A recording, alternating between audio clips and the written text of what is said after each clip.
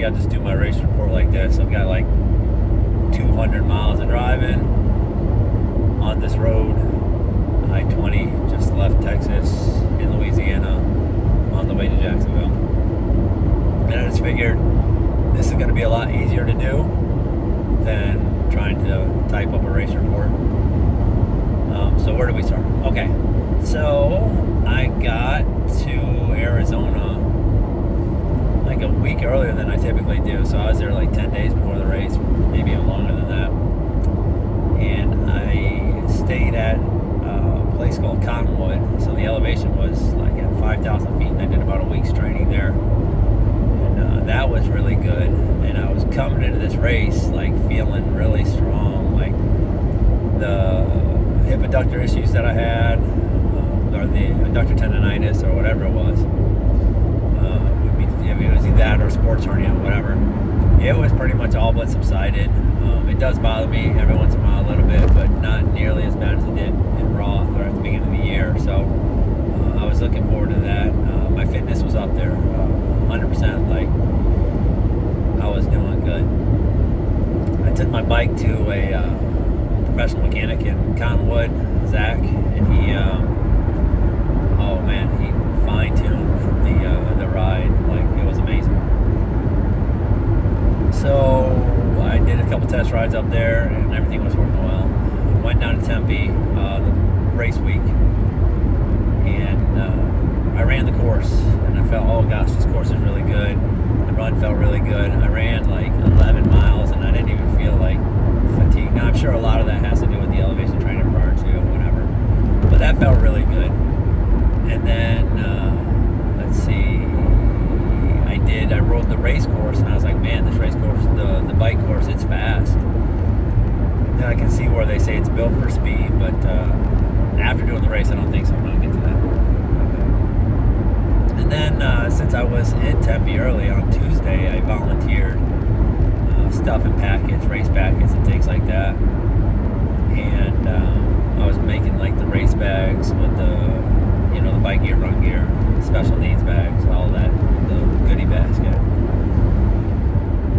And while I was in the tent doing that with all these folks, like all of a sudden, like I had like a runny nose, and I wasn't like, I couldn't breathe really well, and I was like, okay, well, it must be some allergies from the tent, maybe the dust in the tent, because there was a lot of dust. So I was like, okay, cool. And when I left the tent, got back to the house, like everything stopped. I couldn't breathe again. My nose quit running after a while. So I was like, okay, cool. It was just allergies. Well, then on Wednesday, I felt a little off, but I'm like, okay, well, there's allergies in the air, but I didn't feel that bad at all. And that was Wednesday and Thursday.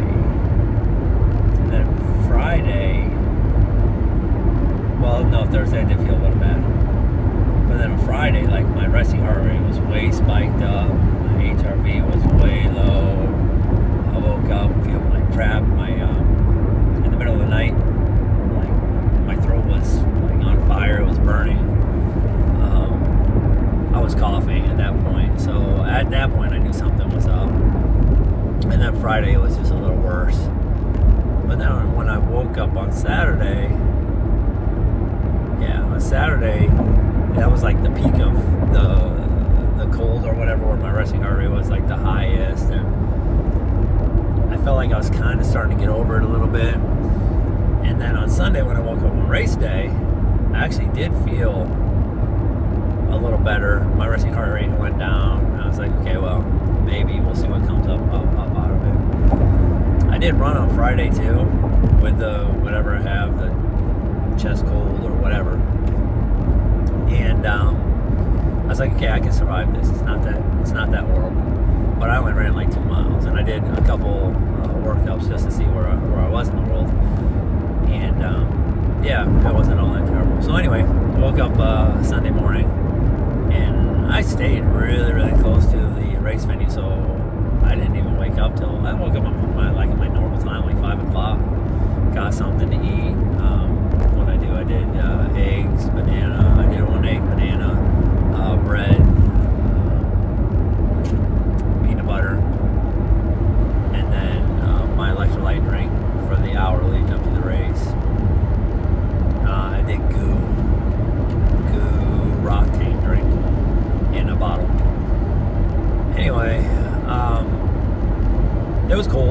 the outside temperature was something around 47, 48, somewhere around there. And the water temperature was 60. Well, I don't think they actually announced the water temperature that morning, but they predicted on Saturday night, they predicted it was going to be 60, so I assumed it was somewhere around there. Didn't really do a good warm-up like I typically do, but I did get some bands in prior to, some bands, so I did some band warms. And I walked from my place to the event in my wetsuit, with my wetsuit bottoms already on, just to stay warm, basically. And I had 2 pairs of socks on. I ended up throwing those socks away, before I jumped in the water. But anyway, race started at 6:50. I seated myself in the 1:10 swim time, and I jumped in the water. And yeah, it was cold. And it wasn't that bad. Anyway, one more time. Some water.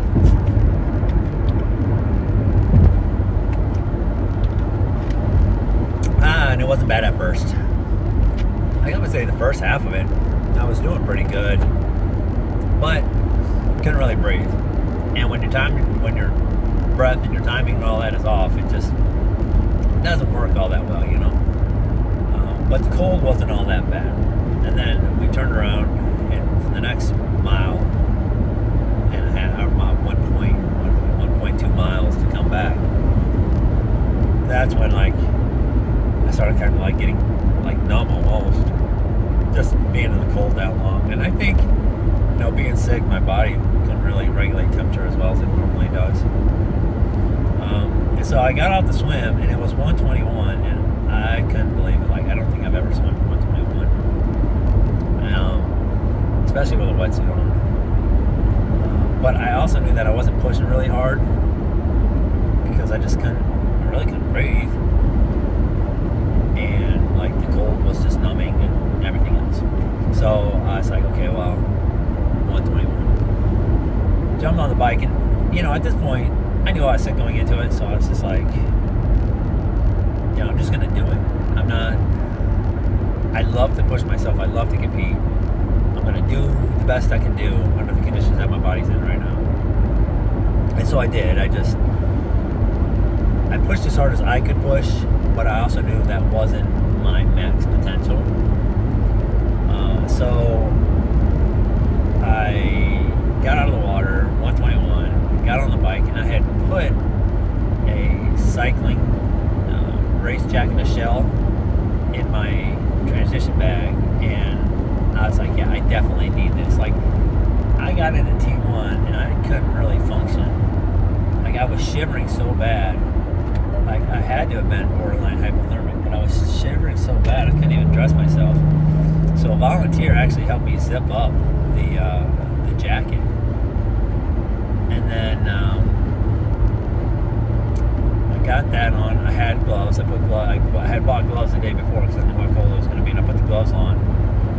And I got out of T1, and it was like a 13-minute transition, which again, typically a transition for me is about 3 minutes, and that's going slow. And this was 13 minutes, and the transition was right out of the water. You didn't have to go far to get from the water to the transition tent.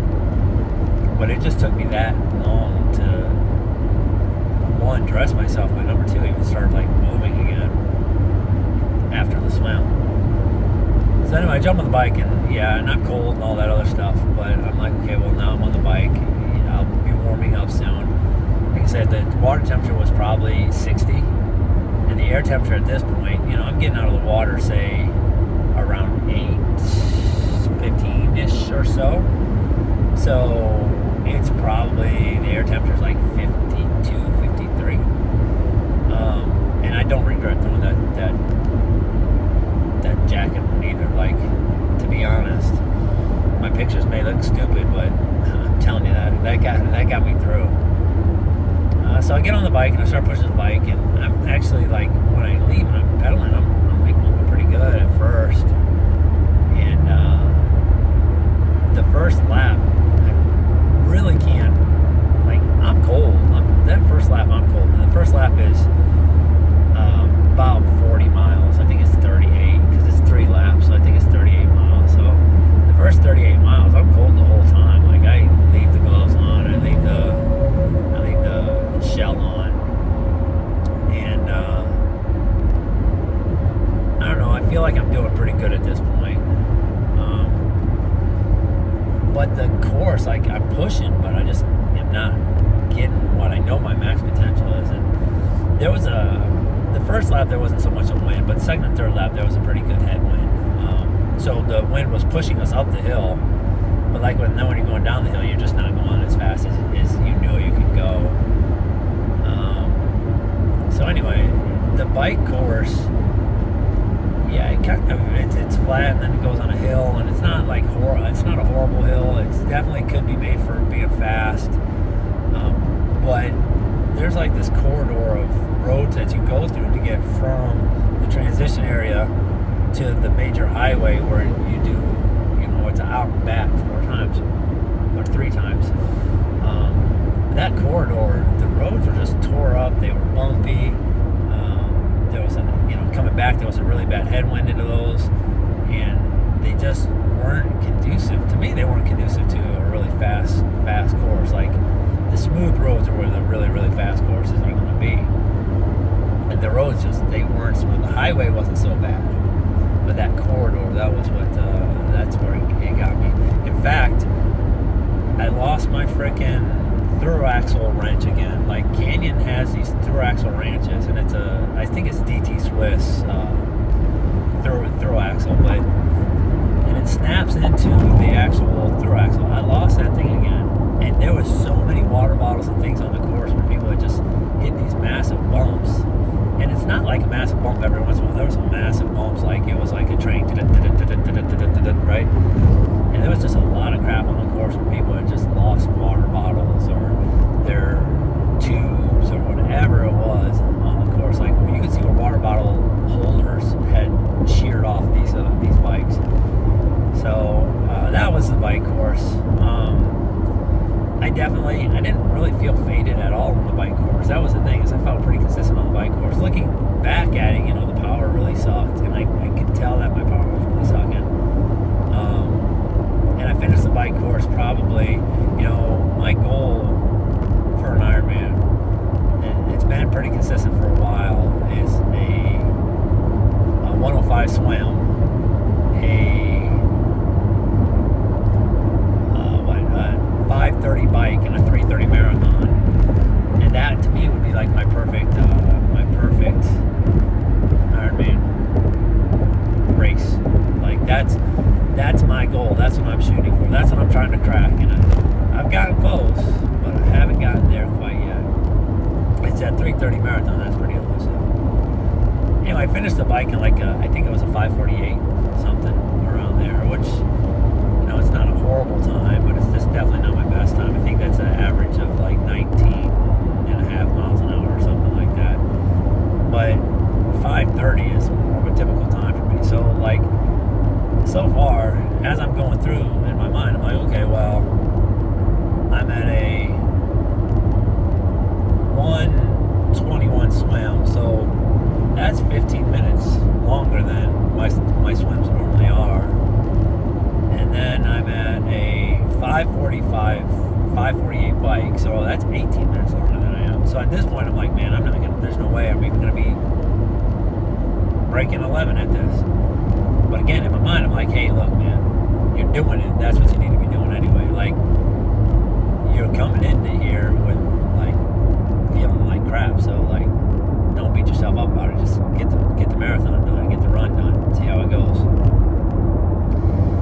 And so, getting a transition. Oh yeah, by the way, I did strip off the gloves and the shell just probably about mile 50 or 60. Actually, it was probably 60. I took had one of my water bottles, I opened it up, I stuffed the gloves in there. And then the shell, when I took it off, I just stuffed it in my shirt, and that was good. And it stayed there the whole time. That's why my pictures all look really funny. It looks like I have like a little baby gut. But those shells are expensive. I was going to throw it to the side. Plus, that's littering. Well, unless I would have thrown it at a aid station zone or the special needs area. But they didn't get back special needs bags, so I couldn't drop it off in the special needs bags because once you drop off, you don't see your special needs bag again. You can't re-pick it up. So at that point, I had to do something with those things, and that's how I decided to take care of it.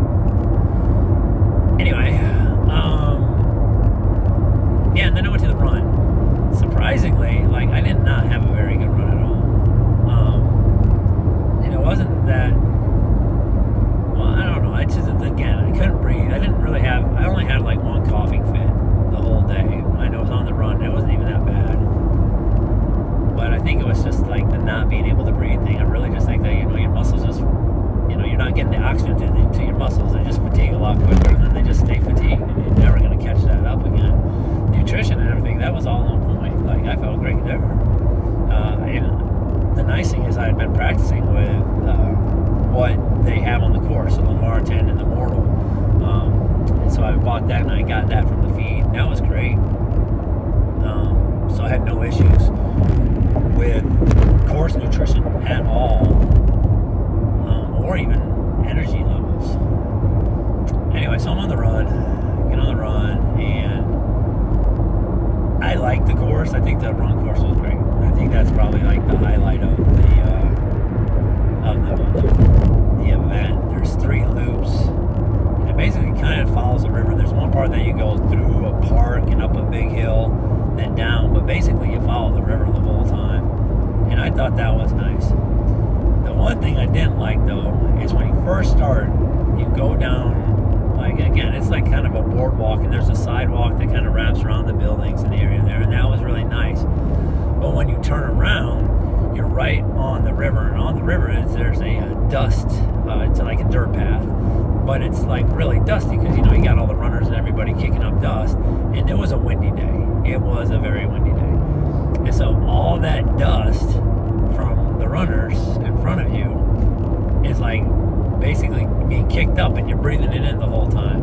So on top of like already feeling like crap and breathing all this stuff in too, the run was not, the first couple miles, well, the first 2 miles were doing okay. And the third mile, I was on that dirt path, and I got like a sharp rock at the bottom of my foot that started like, actually almost like stabbing me.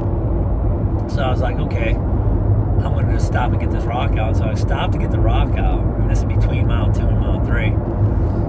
And I just cramped like really bad, like that movement, my leg hated that muscle movement, whatever it was. And so then it took me a little bit of a while to work that cramp out and then put the shoe back on. But after that, my runs were pretty good. It was pretty good, but I'm telling you, after about 5 miles, maybe 6 miles, like, it wasn't like things weren't gelling, if you will, it wasn't coming together. I was having, it's crazy. It was like I was taking in full breaths, but I wasn't getting in all the air. That's what it felt like, I wasn't getting all the oxygen, but I was definitely taking full breaths. And the crazy thing is, after the race, the most sore part of me was like all my rib cage and everything. My guess is because I was probably like trying to take in so much air to try and compensate for what I wasn't getting. And that's my only guess of why, like, that was just like really sore, like this area right here. And okay, you can't see it, but anyway, I did finish at night. This is only the second course that I've ever finished at night. The first course I finished at night was Kona. The second one was, I was coming close to Ironman, but I got in before it got dark there. But this one, I got in and it was dark. And it was nice to see the sunset. I mean, don't get me wrong, it was beautiful. But when the sun went down, it started getting cold. So those folks who are out there doing this stuff for like 16 and a half hours, more power to them. Because one, you're probably, I shouldn't say you're probably, but you're walking the marathon more than likely, or you're walking parts of the marathon, and just how cold it was, like, if you weren't prepared for that, or you didn't put a jacket in your special needs bag, or whatever the case may be, like, I can just imagine, what you went through at that point. Yeah, and then I crossed the finish line, I did my little shimmy dance, I'm like, yeah, I finished, yay, I did it. I couldn't talk, like, couldn't talk at all, like, I had laryngitis, like that. It was like I had nothing. And I did post a video But yeah, there's one point where I'm on my last lap and I'm going up the hill behind the park, and the hill's not huge, but it's enough where there were people who would walk it, and there was one part where like 3 people were walking on the sidewalk and they were definitely blocking the course, and I'm like, on your left. And there's one lady, she shouts out at me, she's like, oh, you gotta be louder. I was like, I can't talk. And she's like, oh, okay. And then she's like, on your left, and she called it out for me. But then I got like, I was thinking to myself too, like, actually, the rules are you're not supposed to block, so why are you 3 all, side by side chatting it up like you going for a Sunday stroll? But it's the run. It's not like it was the bike, right? Yeah. So then I went to the finisher chute, did my little shimmy dance and all that other stuff. And the Athlete Village, and for some reason or another, and I did not have. I would consider that run as like probably one of my worst. Like it was not good. There was some mechanical issues where like I kind of was getting a hot spot on my left bottom of my left foot, so I was like curling my toes sometimes to try and run. My mental focus was there the whole time. I was dead on, locked on focus, because if I was not able to actually like focus, I probably would have walked, honestly. And I did walk the 8 stations. That's typically my goal. I walk the 8 stations, make sure I get the nutrition I need, and then go on to the next 8 station. But that walk, if I'm feeling good, that walk is really quick. If I'm not feeling good, that walk is kind of a little slower. And there was definitely some slow walks this time. So, what was I saying? Yeah, so definitely I wouldn't say it was one of my best runs, but somehow or another I got 13th best run of the day for my age group, and I'm like, well, okay. And I got 20th, which isn't like the top 15%. So, ultimately, at the end of the day, the way I look at it, the way I see this race, like this race, I'm really proud of it. And I'm really proud of this race because, like, it would have been easy to say, I'm sick DNS. And maybe that would have been the smarter thing to do, I don't know. And DNS is do not start for those who don't know. But that might have been the smartest thing to do. But really, to be able to show up to an Ironman and be sick and still have the capacity and the fortitude and the mental mindset to still complete it, even though you're not feeling all that great, to me is just like, I don't want to say it's a sign of accomplishment, but it's definitely, when it's a sign of your fitness, obviously.